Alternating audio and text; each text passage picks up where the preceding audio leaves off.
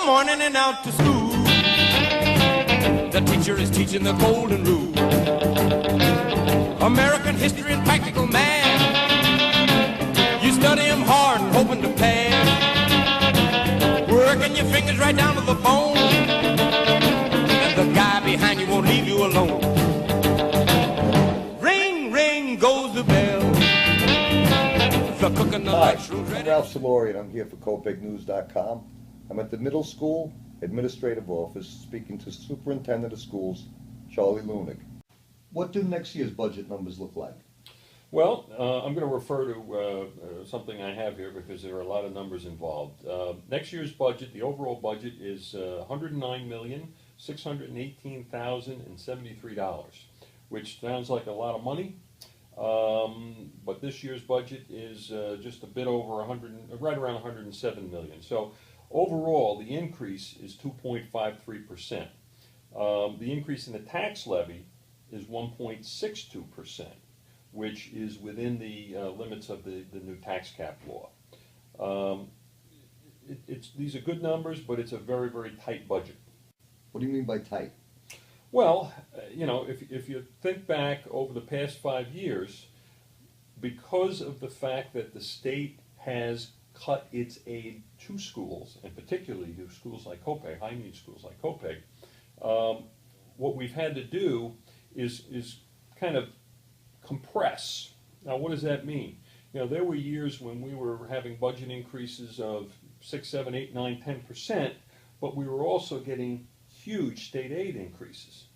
We haven't got a significant state aid increase in 5 years. So the result is we've had to make cuts. And when you start cutting, things get tighter. That's why it's a tight budget. Were any of our programs cut? Not a program. Not a program. No. What we've been able to do very, very carefully is look at everything and find ways to, you know, you squeeze, you massage a little bit, but in the end, the goal is to keep programs for the kids because that's why we're here. How about staff? Were any of the staff cut? Well, interesting question. We are reducing in this budget, which is next year's budget, 9.9 teaching positions. Now, what I can tell you is that the majority of those positions that are being reduced are through attrition. In other words, retirements, absorbing positions, but vacant positions. So we don't have any full-time people losing jobs, which is the good news. So everything is still in the budget for next year? Yep. Yep. Will the district be receiving state aid? Well, yeah, we receive state aid every year. We're getting a decent increase for next year. Actually, it's a little bit over 8%, which sounds like a lot, but it's important to understand how far behind we are in state aid because the state hasn't really given us an increase and actually cut our aid starting 5, 6 years ago. So yes, we're getting an aid increase. Unfortunately, the increase is not enough to pay for the things in the budget.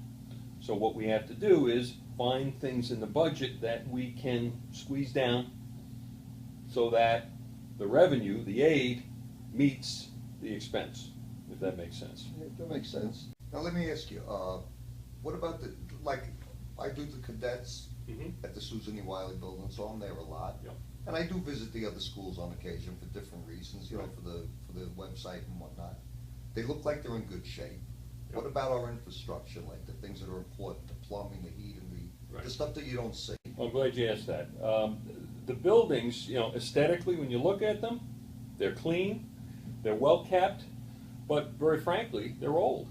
You know, our newest building is now will be 46 years old, and that's the high school. Our oldest building is over 90 years old, which is Great Neck Road, and the other buildings are somewhere in between, you know, 50, 60 years old. You know, building systems have lifespans.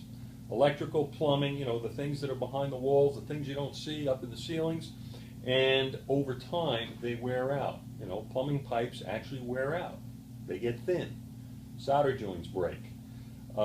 So we have a lot of that going on around the district, and we try to stay on top of it and address it, but there comes a point in time where things just get so old, you got to do something big about it. So we're actually looking at a capital project down the road that will address some of these real big things.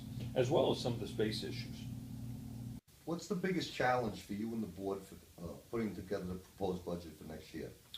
Well, the challenge each year, over the last several years, and it gets a little bit more challenging each year, is, figuring out how, once again, do we preserve every program for the students. And, each year we look for other and new ways to do that. Because, like you said, once you cut something in a prior year, you can't go back the next year and cut it again because it's not there to cut anymore. So we've gotten very creative. In addition to staffing reductions, retirement incentives, attrition over the years, which slows down the growth of costs in the budget. We've sat down with the unions. We've reopened contracts to slow down the growth in salary increases and things like that. And the unions have been very, very helpful about that. So yeah, it's a challenge every year, but once again, we've met the challenge. And how do COPEG's numbers compare to the other school districts? It's interesting.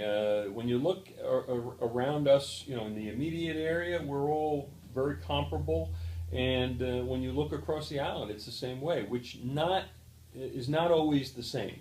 I think what's happened this year, for the first time, school districts out there have really gotten serious about trying to better control costs, and that's reflective in the numbers. If you look in Newsday, you'll see many budgets are less than 3% in terms of increases. The tax levy increases are down as well because of the tax cap. So it's definitely having an effect. So we're comparable with surrounding districts.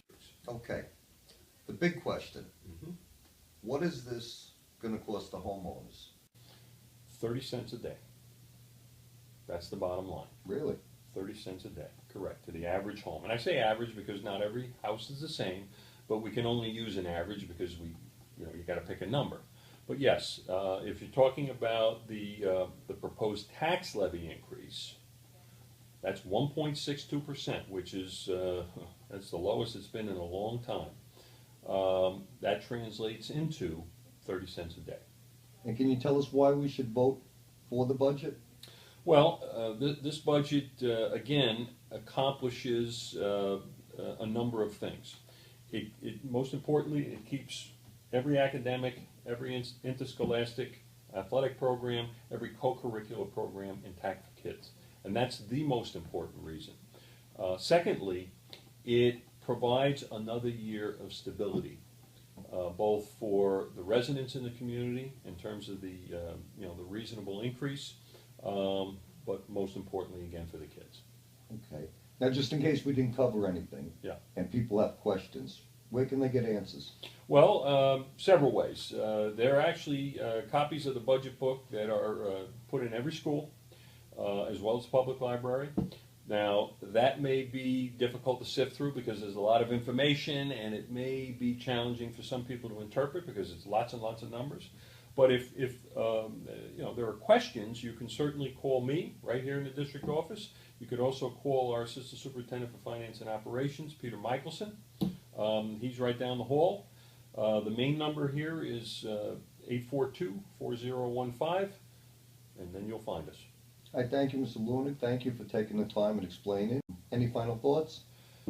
Well, I'm really hoping that people will come out and vote. It's interesting, when we look at the vote counts each year, they seem to be going in the wrong direction. Less people are voting, whether it's, and that's not just school elections, that's library elections, that's national and local political elections. So I probably the strongest message I can send is, please come out to vote. Next Tuesday, Great Neck Road School. Thank you once again. Thank you. It's been a pleasure. My pleasure. Well, I hope that interview was informative. And if you have any other questions, Mr. Lunick explained how you can contact somebody to get answers.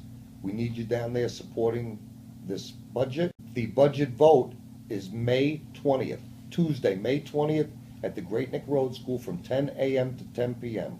We need your support. Please show up and vote, and I'll see you down there.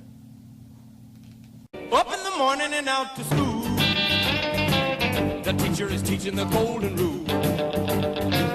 American history and practical math.